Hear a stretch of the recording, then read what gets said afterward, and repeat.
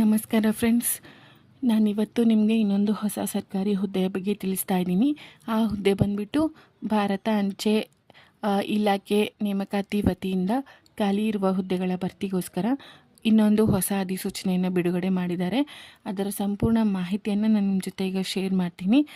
ಅದಕ್ಕೋಸ್ಕರ ಈ ವಿಡಿಯೋನ ಪೂರ್ತಿಯಾಗಿ ನೋಡಿ. ಮತ್ತು ಯಾರ್ಯಾರು ನನ್ನ ಚಾನಲ್ನ ಸಬ್ಸ್ಕ್ರೈಬ್ ಮಾಡ್ಕೊಂಡಿಲ್ವೋ ಅವರಿಗೆಲ್ಲ ನನ್ನ ಚಾನಲ್ನ ಸಬ್ಸ್ಕ್ರೈಬ್ ಮಾಡ್ಕೊಳ್ಳಿ. ಯಾಕಂದರೆ ನಾನು ನೆಕ್ಸ್ಟ್ ಹಾಕೋ ಎಲ್ಲ ಸರ್ಕಾರಿ ಹುದ್ದೆಗಳ ಮಾಹಿತಿಯ ವಿಡಿಯೋ ನಿಮಗೆ ತಲುಪ್ತಾ ಹೋಗುತ್ತೆ. ಅದಕ್ಕೋಸ್ಕರ ಸಬ್ಸ್ಕ್ರೈಬ್ ಮಾಡ್ಕೊಳ್ಳಿ. ನೆಕ್ಸ್ಟ್ ಬಂದುಬಿಟ್ಟು ಡಿಪಾರ್ಟ್ಮೆಂಟ್ ನೇಮ್ ಭಾರತ ಅಂಚೆ ನೇಮಕಾತಿ 2025. ಟೋಟಲ್ ವೇಕೆನ್ಸಿ ಬಂದುಬಿಟ್ಟು 65,000 ಹುದ್ದೆಗಳು ಖಾಲಿ ಇದ್ದಾವೆ. Next details of post. ಖಾಲಿ ಇರುವ ಹುದ್ದೆ ಬಂದುಬಿಟ್ಟು ಗ್ರಾಮೀಣ ಡಾಕ್ ಸೇವಕ ಅಂದರೆ GDS ಆಗಿರುತ್ತೆ.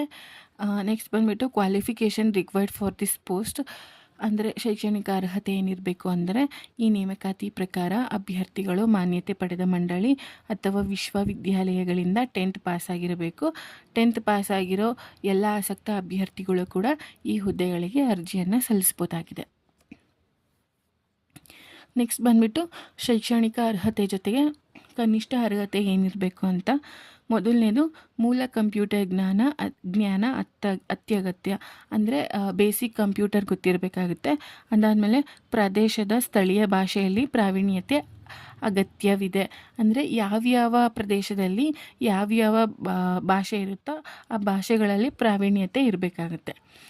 ನೆಕ್ಸ್ಟ್ ಬಂದುಬಿಟ್ಟು age limit to apply for this post ಅಂದರೆ ವಯೋಮಿತಿ ಏನಿರಬೇಕು ಅಂತ ಅಂದರೆ ಈ ನೇಮಕಾತಿ ಪ್ರಕಾರ ಅಭ್ಯರ್ಥಿಗಳ ವಯಸ್ಸು ಕನಿಷ್ಠ 18 ವರ್ಷ ಆಗಿರಬೇಕು ಮತ್ತು ಗರಿಷ್ಠ 40 ವರ್ಷ ಮೀರಿರಬಾರದು.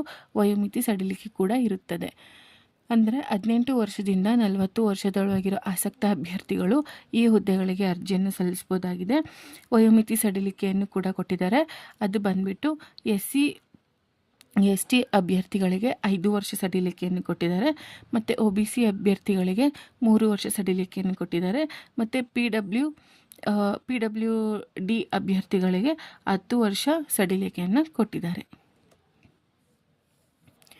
ನೆಕ್ಸ್ಟ್ ಬಂದುಬಿಟ್ಟು ಅಪ್ಲಿಕೇಶನ್ ಫೀ ಅಂದರೆ ಅರ್ಜಿ ಶುಲ್ಕ ಏನಿದೆ ಅಂತ ಅಂದರೆ ಜನರಲ್ OBC ಹಾಗೂ EWS ಅಭ್ಯರ್ಥಿಗಳಿಗೆ 100 ರೂಪಾಯಿ ಅರ್ಜಿ ಶುಲ್ಕ ಇರುತ್ತದೆ. ಮತ್ತು SC ST ಮತ್ತು PWD ಅದಾದಮೇಲೆ ಮತ್ತು ಮಹಿಳಾ ಅಭ್ಯರ್ಥಿಗಳಿಗೆ ಯಾವುದೇ ಥರದ ಅರ್ಜಿ ಶುಲ್ಕ ಇರೋದಿಲ್ಲ. ನೆಕ್ಸ್ಟ್ ಬಂದುಬಿಟ್ಟು ಇಂಪಾರ್ಟೆಂಟ್ ಡೇಟ್ಸ್ ಫಾರ್ ಅಪ್ಲೈಯಿಂಗ್. ಅರ್ಜಿ ಸಲ್ಲಿಸಲು ಪ್ರಾರಂಭ ದಿನಾಂಕ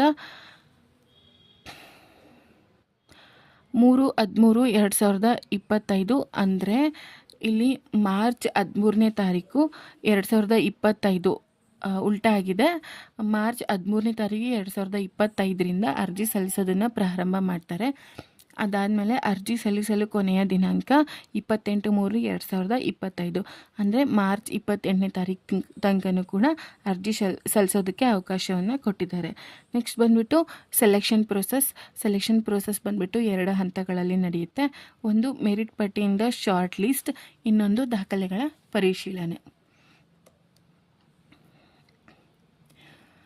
ನೆಕ್ಸ್ಟ್ ಬಂದುಬಿಟ್ಟು how to apply for this post ಅಂದರೆ ಈ ನೇಮಕಾತಿ ಬಿಡುಗಡೆ ಮಾಡಿದ ಅಧಿಸೂಚನೆಯನ್ನು ಎಲ್ಲ ಅಭ್ಯರ್ಥಿಗಳು ಒಮ್ಮೆ ಸರಿಯಾಗಿ ಓದಿಕೊಳ್ಳಿ. ಫಸ್ಟ್ ಈ ಡಿಪಾರ್ಟ್ಮೆಂಟ್ ಅವರು ರಿಲೀಸ್ ಮಾಡಿರೋ ನೋಟಿಫಿಕೇಷನ್ನ ಡೀಟೇಲಾಗಿ ಓದ್ಕೋಬೇಕಾಗುತ್ತೆ. ಅದಾದಮೇಲೆ ಅರ್ಜಿ ಸಲ್ಲಿಸುವ ಲಿಂಕ್ ಇದೆ, ಆ ಲಿಂಕ್ ಮೇಲೆ ಕ್ಲಿಕ್ ಮಾಡಿ. ಅರ್ಜಿ ಸಲ್ಲಿಸುವ ಲಿಂಕನ್ನು ಡಿಸ್ಕ್ರಿಪ್ಷನಲ್ಲಿ ಹಾಕಿರ್ತೀನಿ, ಅದ್ರ ಮೇಲೆ ಕ್ಲಿಕ್ ಮಾಡ್ಕೋಬೇಕಾಗುತ್ತೆ. ಅದಾದಮೇಲೆ ನಂತರ ರಿಜಿಸ್ಟರ್ ಮಾಡಿಕೊಳ್ಳಬೇಕು, ನಂತರ ಲಾಗಿನ್ ಆಗಬೇಕು. ಈ ಹುದ್ದೆಗಳಿಗೆ ಅರ್ಜಿನ ಸಲ್ಲಿಸಬೇಕು ಅಂತ ಅಂದರೆ 2 ಸ್ಟೇಜ್ ಇದೆ. ಒಂದು ಲಾಗಿನ್, ಅದಾದಮೇಲೆ ರಿಜಿಸ್ಟರ್. ಫಸ್ಟು ರಿಜಿಸ್ಟರ್ ಮಾಡ್ಕೋಬೇಕಾಗುತ್ತೆ. ಅವ್ರು ಕೇಳಿರೋ ಡೀಟೇಲ್ಸನ್ನು ಎಂಟರ್ ಮಾಡಿಬಿಟ್ಟು ರಿಜಿಸ್ಟರ್ ಮಾಡ್ಕೋಬೇಕಾಗುತ್ತೆ. ಅದಾದಮೇಲೆ ಲಾಗಿನ್, ಅವರು ಏನು ಕೇಳ್ತಾರೋ ಆ ಡೀಟೇಲ್ಸನ್ನು ಎಂಟ್ರಿ ಮಾಡಿಬಿಟ್ಟು ಲಾಗಿನ್ ಆಗಬೇಕಾಗುತ್ತೆ. ಅದಾದಮೇಲೆ ಅರ್ಜಿ ಓಪನ್ ಆಗುತ್ತದೆ. ಅರ್ಜಿಗಳನ್ನು ತುಂಬಿ ಕೊಟ್ಟಿರುವ ದಾಖಲೆಗಳನ್ನು ಅಪ್ಲೋಡ್ ಮಾಡಿ ಅರ್ಜಿ ಶುಲ್ಕ ಪಾವತಿಸಬೇಕು ಮತ್ತು ಸಬ್ಮಿಟ್ ಬಟನ್ ಮೇಲೆ ಕ್ಲಿಕ್ ಮಾಡಿ. ಅರ್ಜಿ ಓಪನ್ ಆದಮೇಲೆ ಅವ್ರು ಕೇಳಿರೋ ಎಲ್ಲ ಡೀಟೇಲ್ಸ್ನು ಕೂಡ ತಪ್ಪಿಲ್ಲದೆ ಸರಿಯಾಗಿ ಫಿಲ್ ಮಾಡ್ಕೋಬೇಕಾಗುತ್ತೆ. ಅದಾದಮೇಲೆ ಅವ್ರು ಕೇಳಿರೋ ಎಲ್ಲ ದಾಖಲೆಗಳನ್ನು ಕೂಡ ಅಪ್ಲೋಡ್ ಮಾಡಬೇಕಾಗುತ್ತೆ. ಅದಾದಮೇಲೆ ಕೊನೆಯದಾಗಿ ಅರ್ಜಿ ಶುಲ್ಕ ಪಾವತಿ ಮಾಡ್ಕೋಬೇಕಾಗುತ್ತೆ. ಯಾರ್ಯಾರಿಗೆ ಅಪ್ಲೈ ಆಗುತ್ತೋ ಅವರೆಲ್ಲ ಶುಲ್ಕ ಪಾವತಿ ಮಾಡ್ಕೋಬೇಕು. ಅದಾದಮೇಲೆ ಸಬ್ಮಿಟ್ ಬಟನ್ ಮೇಲೆ ಕ್ಲಿಕ್ ಮಾಡ್ಕೋಬೇಕಾಗುತ್ತೆ. ಸಬ್ಮಿಟ್ ಬಟನ್ ಮೇಲೆ ಕ್ಲಿಕ್ ಮಾಡೋದಕ್ಕಿಂತ ಮುಂಚೆ ನಾವು ಎಂಟರ್ ಮಾಡಿರೋ ಡೀಟೇಲ್ಸ್ ಮತ್ತು ಅಪ್ಲೋಡ್ ಮಾಡಿರೋ ದಾಖಲೆಗಳು ಮತ್ತು ಅರ್ಜಿ ಶುಲ್ಕನ ಸರಿಯಾಗಿ ಪಾವತಿ ಮಾಡ್ಕೊಂಡಿದ್ದೀವ ಅನ್ನೋದನ್ನು ಖಚಿತಪಡಿಸ್ಕೊಂಡಾದ್ಮೇಲೆ ಸಬ್ಮಿಟ್ ಬಟನ್ ಮೇಲೆ ಕ್ಲಿಕ್ ಮಾಡ್ಕೋಬೇಕಾಗುತ್ತೆ.